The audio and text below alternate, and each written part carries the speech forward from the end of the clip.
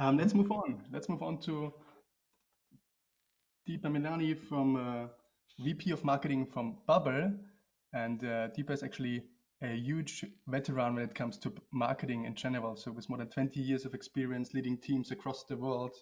So I'm really, really looking forward to hearing from you how Babbel did in the post or during COVID times.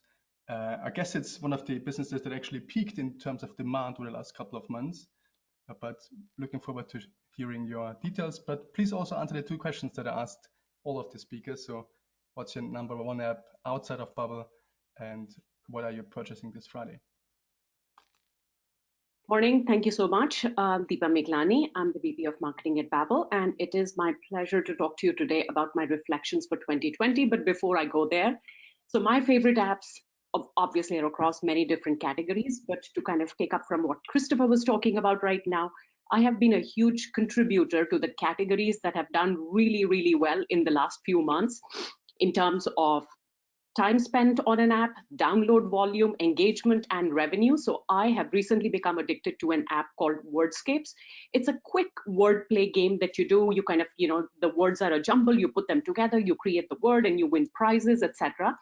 So I actually use that as my power nap. So when I'm exhausted with working, I take a quick power nap with this app. And then in terms of my Black Friday shopping list, the theme of good sleep continues. So power nap with the app. And I am looking forward to buying later today Hilton's cloud sleep bedding. So this is like when you go to a hotel, it's like really soft bedding that you get at the hotels. So I've been waiting to buy that for about 6 months now. I'm looking forward to doing that purchase today. So here was a little bit of a personal anecdote from me for Black Friday. Anyhow, moving on, next slide, please. Okay. So I really do believe that Babbel does not need an introduction, but one of our company values is humility. So while I take pride in who we are and what we do, I will tell you about our humble beginnings. So we were founded in 2007 in Berlin. Like many startups, a personal need led our founders to develop an app that has pretty much disrupted the language learning category. The idea at the core of Babbel's learning method is that it should have authentic conversation focused lessons, because the whole purpose of learning a language is to be able to speak it. Now, it is because of this singular focus on conversations that our app is actually created and curated by language experts. So we are not crowdsourced, we are not AI driven, we handcraft and put in a lot of work into each lesson that goes into our app. And there are, yes, please, thank you. Yes, please, let's continue. I'll give you a second to kind of read through the information over here. Actually, could you go back, please? Could you go back the previous slide?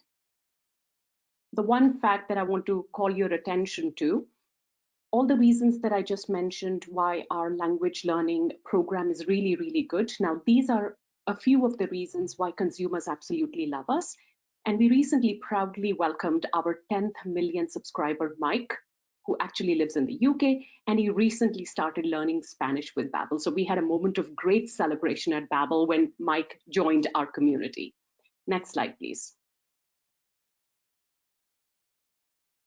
We are a leading language learning brand in our European geographies. Next slide. And we are also fast gaining that distinction in the Americas as well. Next slide, please.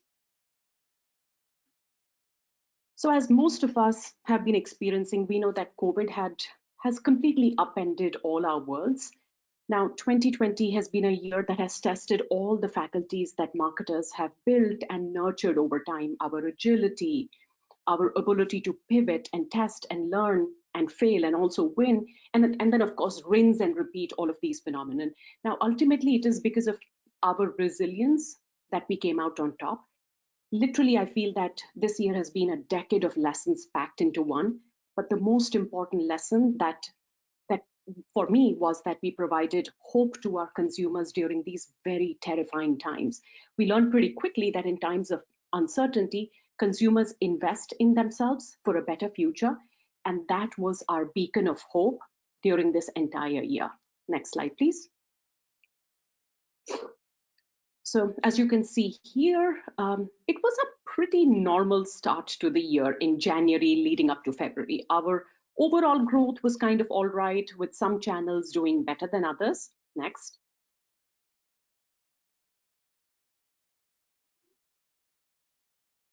And then here you see, boom, the moment the lockdowns started, demand for our product, our apps skyrocketed with amazing growth overall, but it was dramatically fueled by some digital channels.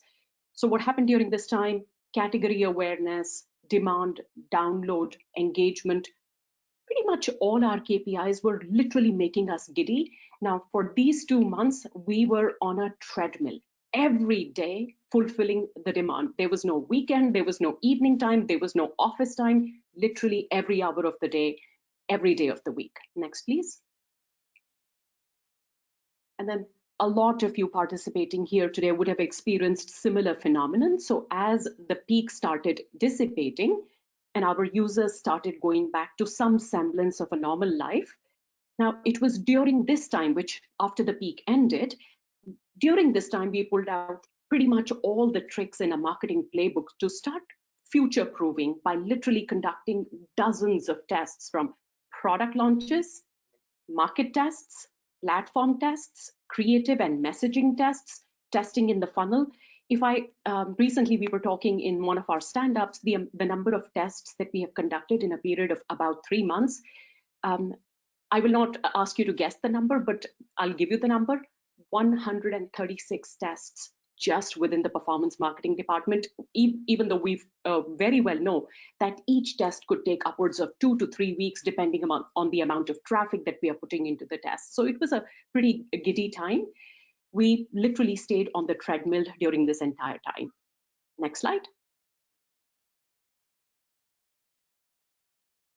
And just as we were about to take a breather, in comes the Black Friday season, not just Black Friday the day, not just Black Friday the cyber week, but literally the entire month. And adding to that, the additional lockdowns have appeared across multiple geographies. We are back on the treadmill. We are back in the uncertain mode. And what I feel is that literally with all the running that we've been doing on the treadmill, our quadriceps, you should come and compete with us on how strong our quadriceps have become during this time. Next slide.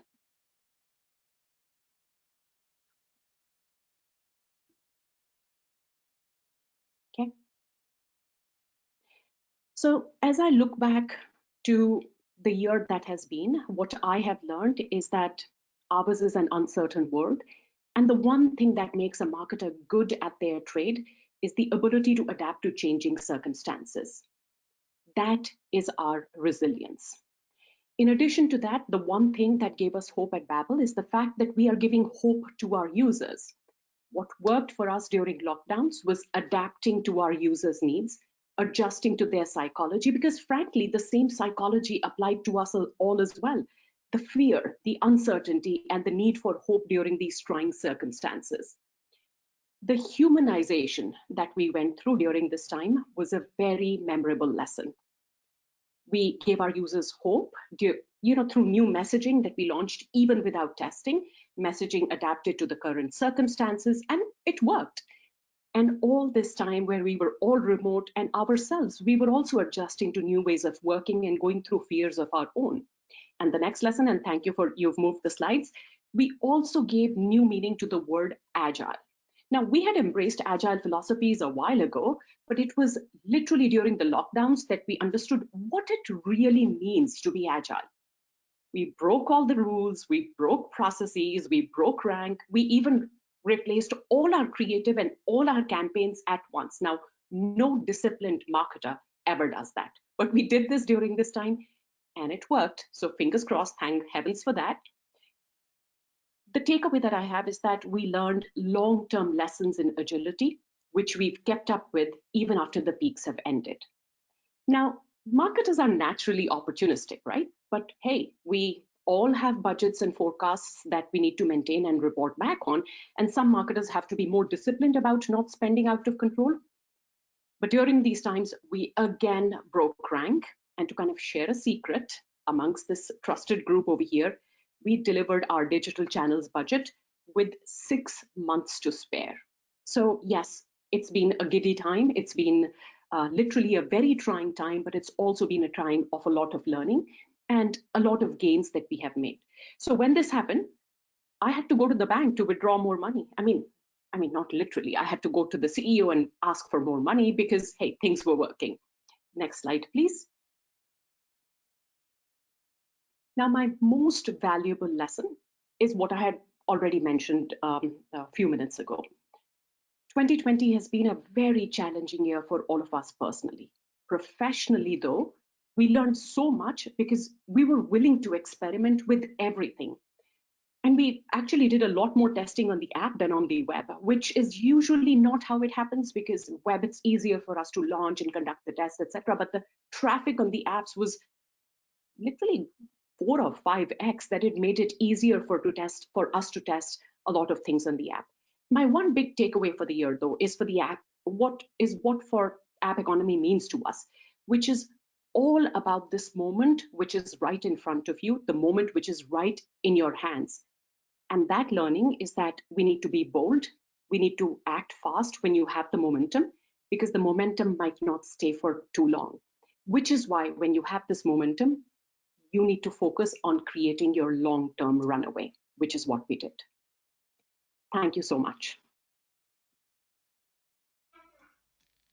Thank you so much. I think a lot of learnings in definitely for me. For example, just learning that, I mean, huge demand is one thing, but really kind of fulfilling demand is another thing. And I think particularly what you shared around 133 tests during this peak season, that's pretty impressive. So big thank you, Deepa.